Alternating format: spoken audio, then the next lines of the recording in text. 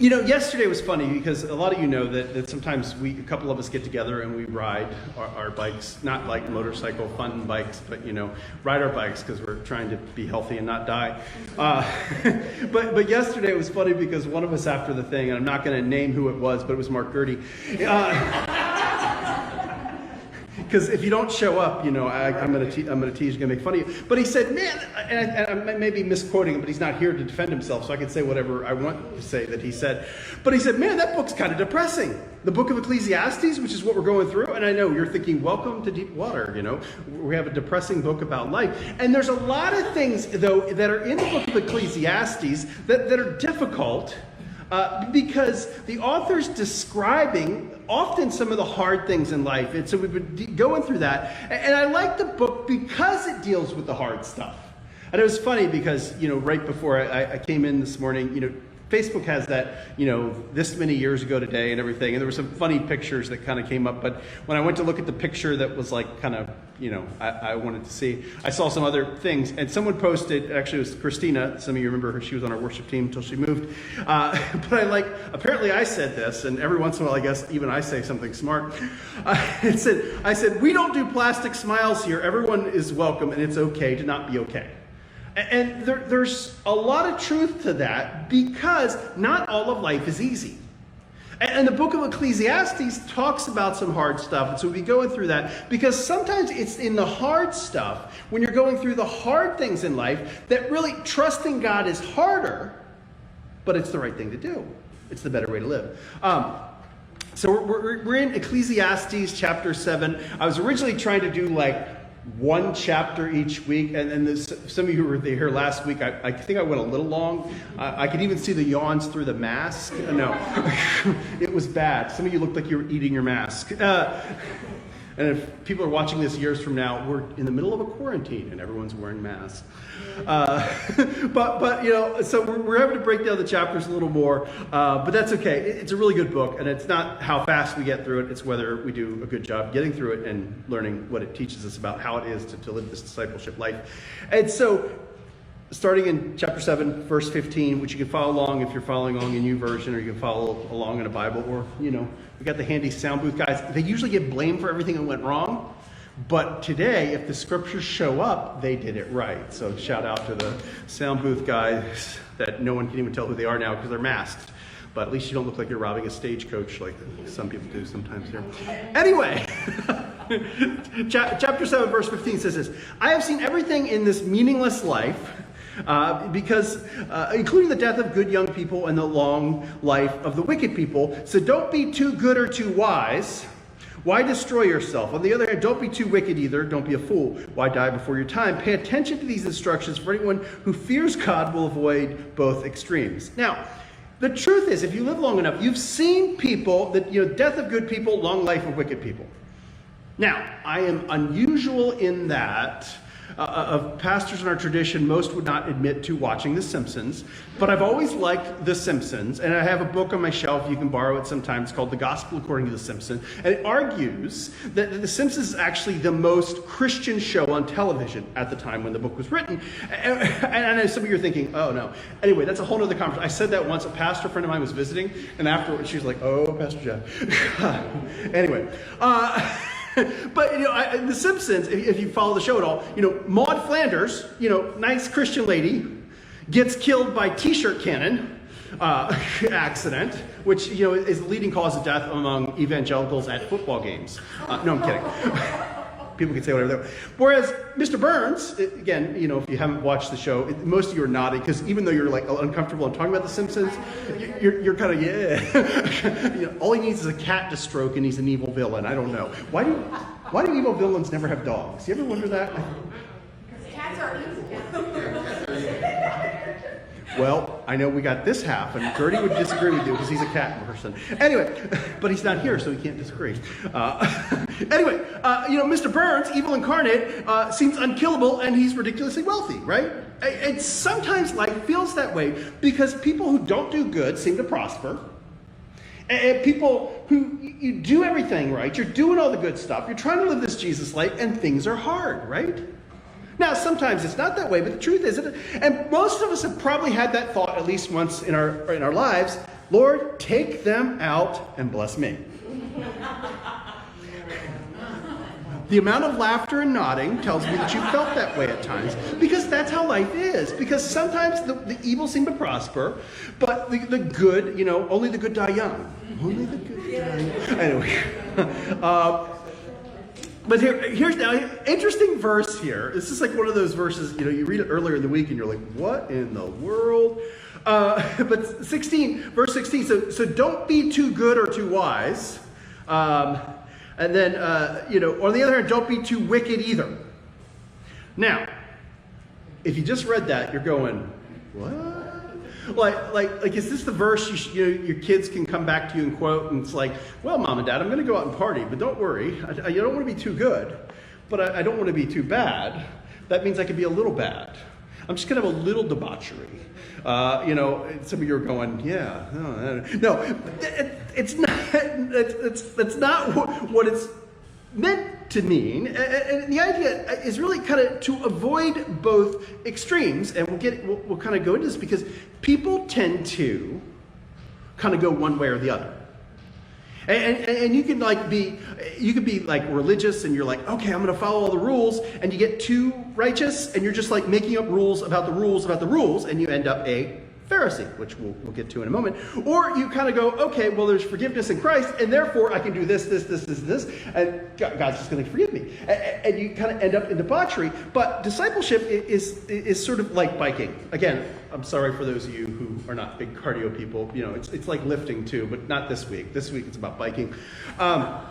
We get on the bikes and we ride, and it was yesterday we were riding, and I like to go different routes and different things and back roads, and it was kind of raining yesterday, so it depends on the time. When it kind of hit rain, it didn't hit rain, and so it was like kicking up a lot of stuff, so you're kind of not following as close, and people are going to your side, and that's going to become important in just a second.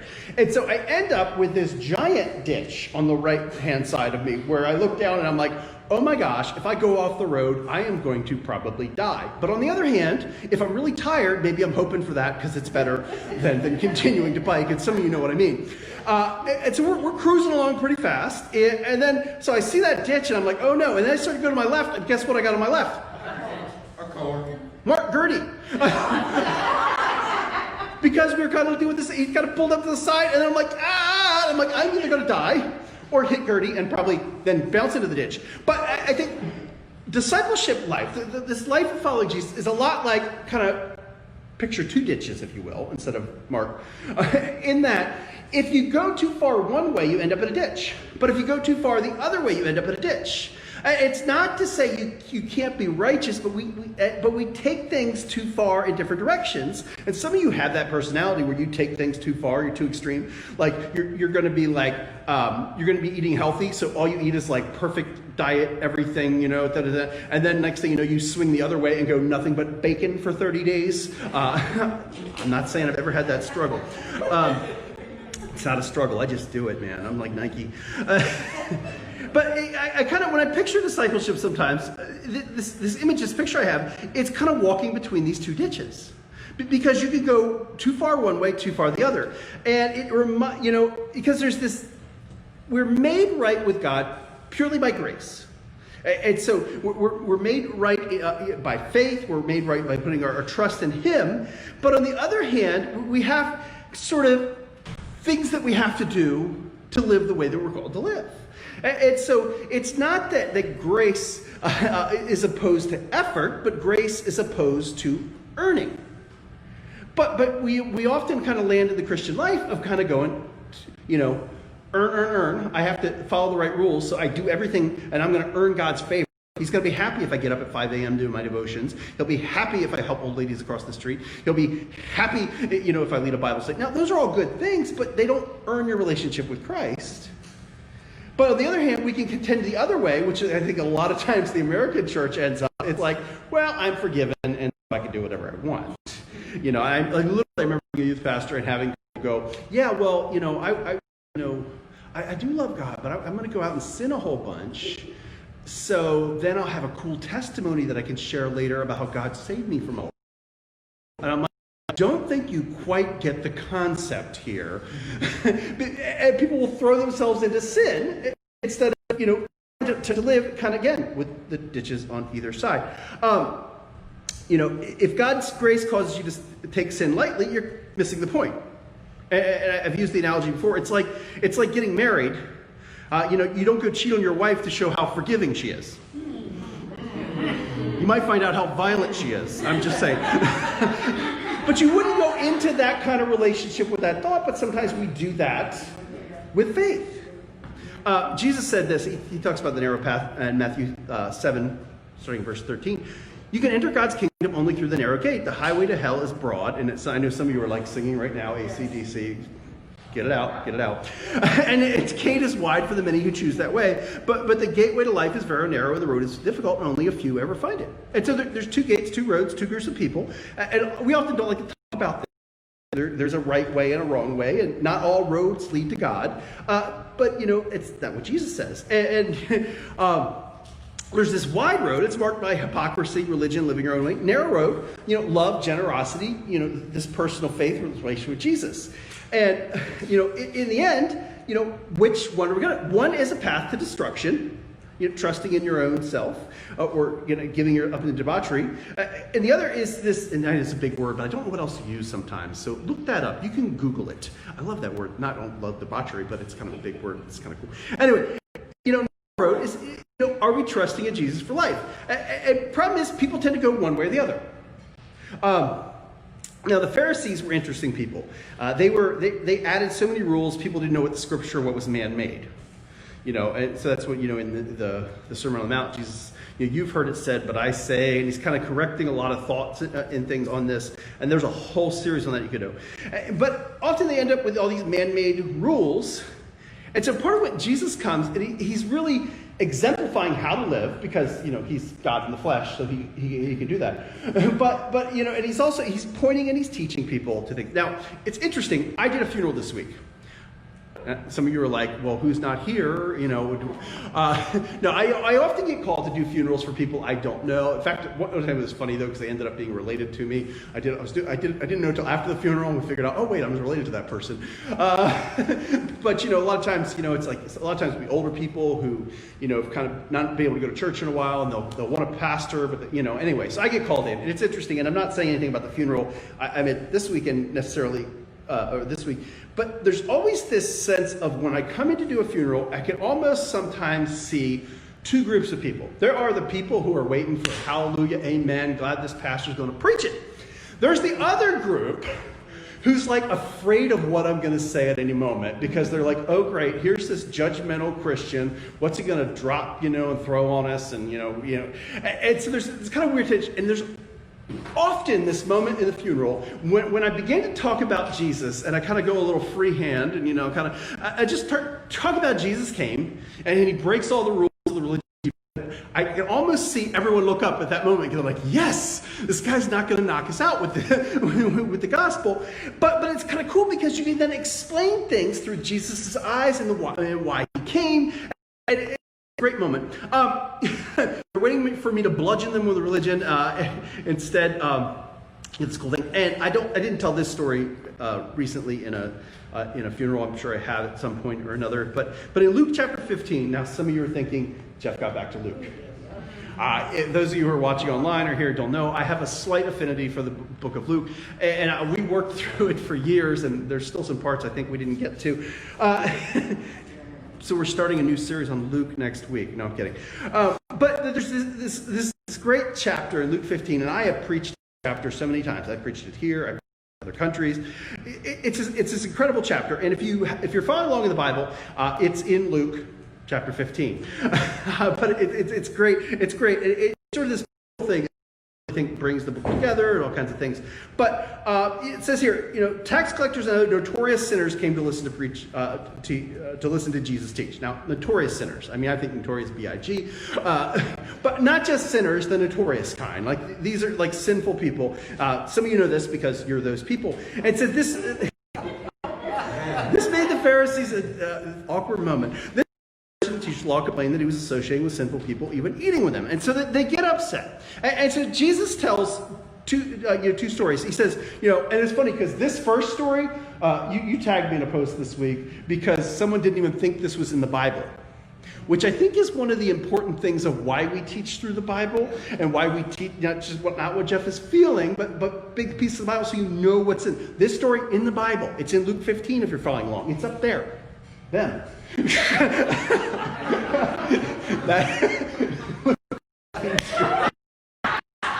Those of you who can't see it, the sound guy did a wonderful audible there. Luke 15, 2b, which isn't there, or 2b or not 2b, who knows?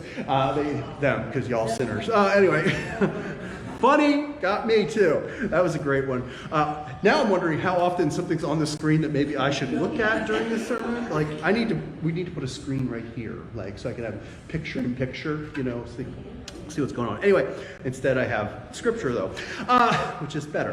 And so the story is, if a man has 100 sheep, one of them gets lost, what will he do? And we've told the story. He leaves the 99 and he goes finds the one. And really, the 99 are important. It's not saying that, but they're safe and they're good. But they're pursuing the one. It's Jesus telling the Pharisees, hey, you're 99, like you're saying you're in here, that's good. But my purpose is to come and seek and save those who are lost. And so he's kind of emphasizing, hey, if you had 99 sheep, you'd run out and look for the one, right? Because it's still a great value and great value. And then it's the parable of the lost coin right after that. It says, suppose a woman has 10 silver coins and loses one. A silver coin would be worth approximately a day's, wages. It's a lot of money. So if you have 10 coins. It'd be like if you had 10 $100 bills. Take that for a second. If you had 10 $100 bills and you lost one, would you look for it? Or you'd be like, nah, man, I got stacks on stacks on stacks. That ain't nothing. It says, won't she lie live, sweep the entire house, carefully search for it till she finds it. And then she calls out to her friends and neighbors, hey, I found it, and you rejoice. Because lost people matter to God. And Jesus is telling this story, this analogy, if you will, to kind of go, hey, to save people. And the lost people. And then he tells the story which, we've traditionally called the story of the prodigal son. And some theologians argue things like we should call it the parable of the lost son because it's, lost sheep, lost coin, lost son. But it's really kind of the story of the loving father. And it says, verse 11, to illustrate this point further, Jesus told them the story. And this is where I think context is important. Because the prodigal story is a powerful, wonderful story. But there's a reason Jesus is telling it here. There's a reason why Luke includes it. It's to underscore the fact that the Pharisees, the religious folks, got so caught up in rules. Really, Phariseeism starts out as a good thing. And some of you know, because you're Pharisees anyway. Now you're wondering, what? He means the guy next to you, not you. No. We can all tend to become, which is great unless you're turning to pointing at each other going, you're the Pharisee. No. Because when we read the Bible, what do we always do? We put ourselves in the place of the sinners. We put ourselves in the place of Jesus' disciples. We never think, am I the Pharisee? But a lot of people who are believers and followers of Jesus kind of tend towards the legalism here. It says, to illustrate this point further, Jesus told, the story. And a man has Pharisees. They start off good because the idea is, I want to follow God's law, right? And so there's the rules God gave. And then it's like, you kind of want to create a fence outside of that. So if the law is a fence to keep you from sinning, you don't want to get even near the sin. So they make up this extra layer of rules. And it's funny because if you go to different churches, I'm not going to call them out, shout them out right now, but churches often develop rules to keep you from getting near breaking the rules. And sometimes they're silly, I said I'm not going to call them out, but it's like, here I am. But you can't play cards, you can't shoot pool, you can't eat ice cream, that's an inside joke. But we develop kind of rules to kind of keep people from getting close to sin. But then it gets very confusing because you become more about your rules than about people. Anyway, and that's a lot of what the gospel talks about. It's a man had two sons. The younger one told his father, I want my share of your estate now before he dies. The father agreed to divide his wealth between the sons. And so what happens if you read the story, is son packs up all his stuff, he heads off, and he blows it on wild living. This is not a new concept. That sometimes kids want their inheritance. They're really kind of going to dad going, hey, I wish you were dead because I want my stuff now. I don't want to wait, and only enjoy it when I'm an old man like you. Man, I want it now. And this is sort of unheard of. This is like, you would expect the son to be beaten or something for saying this, but instead, the father gives him the thing, and inevitably, he runs off, middle of the night, goes out and parties. And he's partying, he's having a good time, if you read the story. But about the time all the money ran out, a great famine swept over the land and began to starve. Because people, when you're buying the drinks, people are drinking them. when you're not buying them, they may not care about you. And then he ends up being he hires himself out to a local farmer, and he's feeding a pig. Now, feeding pigs, I imagine, I'm not a farmer. I do like to go to the fair. We are going to have the fair this year. I'll go around, I'll look at the stalls, I look at the giant pigs, and I go, oh, bacon. But it's kind of a disgusting thing. Have you ever been in the barn in July at the fair, and it's hot, it stinks. And if you remember, pigs are unclean. So here's the nice Jewish boy, with the unclean animal, and he's feeding the pigs, and he's feeding the slop, and he's like, man, I wish I could eat that slop. Like, that's how good that looks. I mean, you're at a low point in your life when you're like, pig slop, man, that looks good. I mean, you've gone from foodie to I will eat anything. I don't know what. Is there a name for that? I don't know. Anyway, but, and so he finally says, when he finally comes to sense, he says, at home, even hired servants have enough food to bear, I am done. To my father, sinned against both heaven and you, and I'm no longer worthy of being called your son. Please take me as a hired servant. And so it says he returned to his father, and you kind of picture him, I always picture him sort of rehearsing this as he heads home. Maybe some of you are like that. You're kind of going to approach somebody. You're kind of picturing, okay, if they say this, what am I going to say? You're kind of rehearsing, like, okay, I'm going to go, Father, I have sinned, because I got to catch him, right at the beginning, because I deserve a beating, and so I'd rather a greeting, and so he's kind of picturing rehearsing it. It says, while he was still a long way off, the father saw him coming, filled with love and compassion, ran to his son, embraced him, and kissed him. And his son said, Father, I've sinned against both heaven and you. I'm no longer worthy to be called your son. You kind of hear that rehearsed speech coming in. But his father says to his servants, quick, bring the finest robe in the house and put it on him. Get a ring for his finger. That'd be like kind of a signet ring to kind of go, this guy's important. Embraced him and kissed him. And, it says, get a ring for his fingers, sandals for his feet. Kill the calf we have been fattening. We must celebrate with a feast, for the son of mine was dead, now he's returned to life. He was lost, and now he's found. And so the party began. Boots and pants and boots and pants. And it's, and so all this is happening because this expresses the love of the Father, right? That even when we've gone the wrong way, we've done the wrong thing, and there's repentance, and there's this love of the Father. And so that part of the story is directed to, Jesus is saying, that's why I'm reaching out to sinners. That's why I hang out with the people that you don't hang out with. Not because I'm participating in their stuff, but I'm calling them back to the Father. I'm reaching out. The Father doesn't just stay on the porch and wait till the sun gets there. He runs out, and Jesus pursues us. He pursues us even in the midst of our sin, even in the midst of our struggles, even in the midst of our junk. And some of you are glad that he pursued you, right? Yeah. Okay, now here's the other part of the parable. The older brother was angry and wouldn't go in. Now, maybe if you have an older brother and you kind of, you maybe understand a little sibling rivalry here, that kind of thing. But I think it's another thing kind of going on here. It says, his father came and begged him, but he replied, all these years I've slaved for you, never once refused to do a single thing you told me to. And all the time you never even gave me a young goat for a feast with my friends. I'm just picturing falafel. I don't know. When the son of yours comes back after squandering your money on prostitutes, you celebrate by killing the fattened calf. You let him have the good meal. You're having a party for this son of yours. And his father said, look, dear son, you have always stayed with me, and everything I have is yours. Because, he's the other part of the inheritance. So, we had to celebrate this happy day, for your brother was dead and has come back to life. He was lost, but now is found. And really, this parable is this answer to the Pharisees because they're kind of like the older brother, right? Because they weren't happy about God reaching out. And so, but I think that really describes what we believe Solomon wrote the book of Ecclesiastes. Some of you, Shlomo, if you want the more modern name for Solomon. But we believe he wrote it. And, it's this observation. And he's encouraging, and I think, just like Jesus is describing, that people can become, you don't want to pursue sin like the younger son. You want to come to repentance. But you could stay in the boat and be really religious and end up in the other ditch. And that is what Solomon's describing here.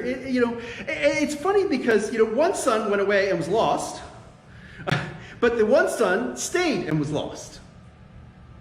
Because you can be lost kind of to either extreme. But ultimately, both are offered this relationship with the Father.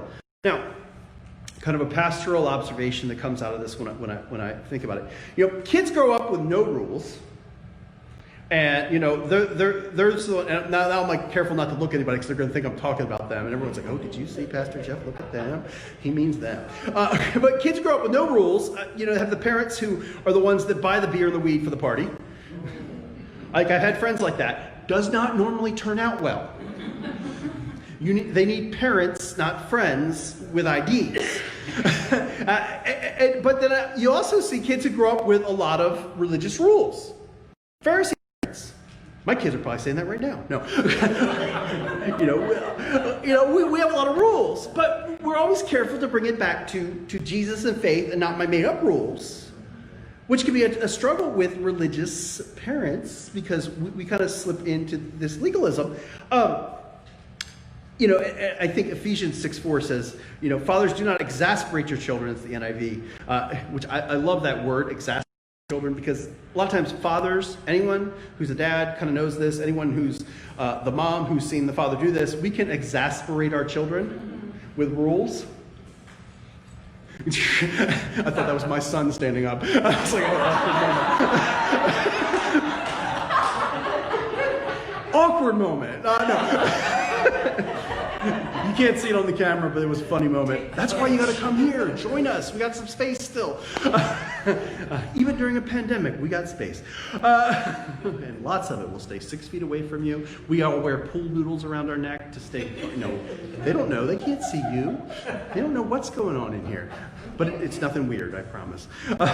Anyway, fathers, do not exasperate your children because sometimes as dads, we can be too harsh. We can exasperate them by following the rules. And so we have to learn to love our kids and not exasperate them. So you got to watch being a Pharisee with your kid. That's another side sermon. You want to have that conversation, we can talk after church. It says, but back to Ecclesiastes, it says, one wise person is stronger than 10 leading citizens of town. Not a single person on earth is always good and never sins. Don't eavesdrop on others. You may hear your servant curse you. Don't look at their Facebook. For you know how often you yourselves have cursed others. Now, we're all a little jacked up. Right? Because there's the idea of there's sins of commission. There's things we do wrong. We commit sin. We do things we shouldn't do. Now, anyone not do anything they should? Anyone not commit a sin? Okay. Well, yours is lying. Maybe it's pride. I got a whole list of things.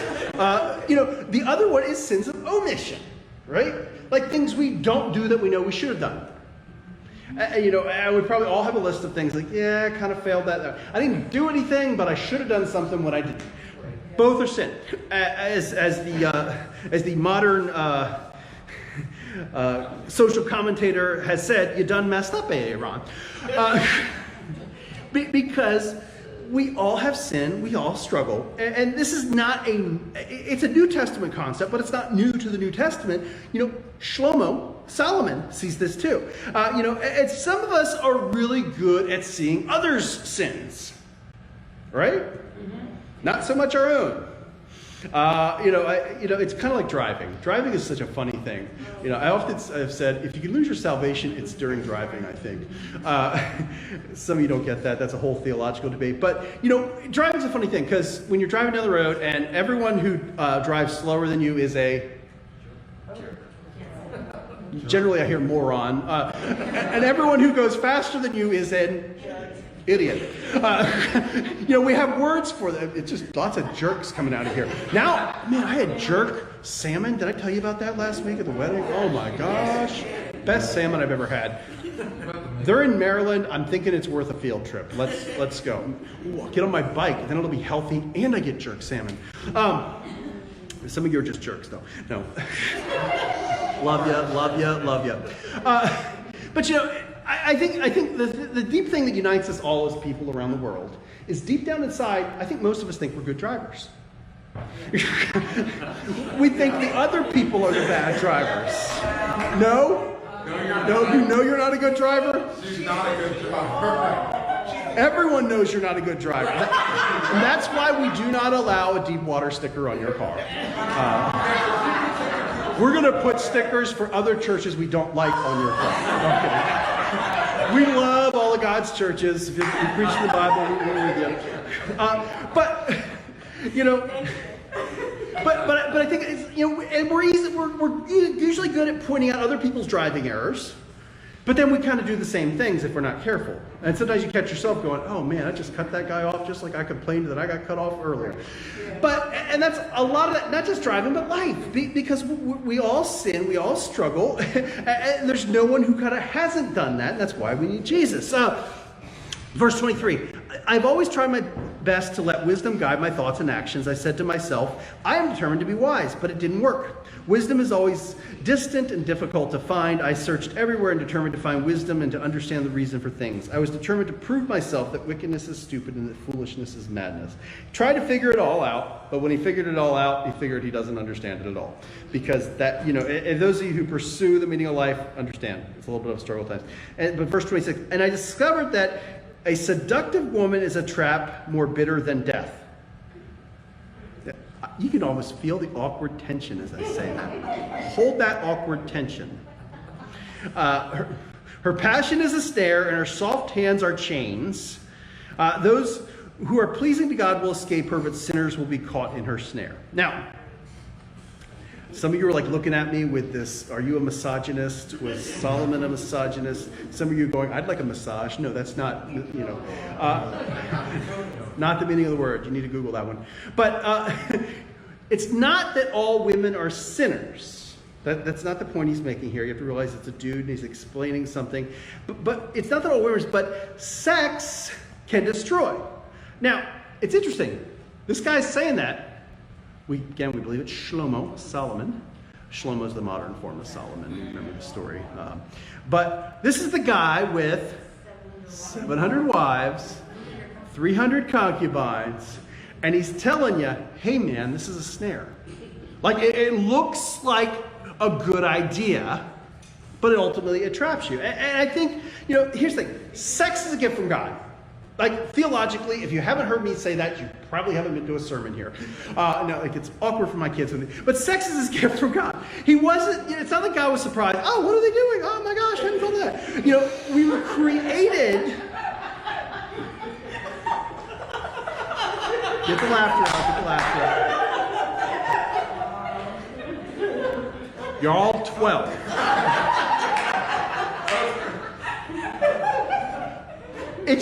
It's biology. It's the way we're created. But it's created in the proper context. It's this beautiful thing.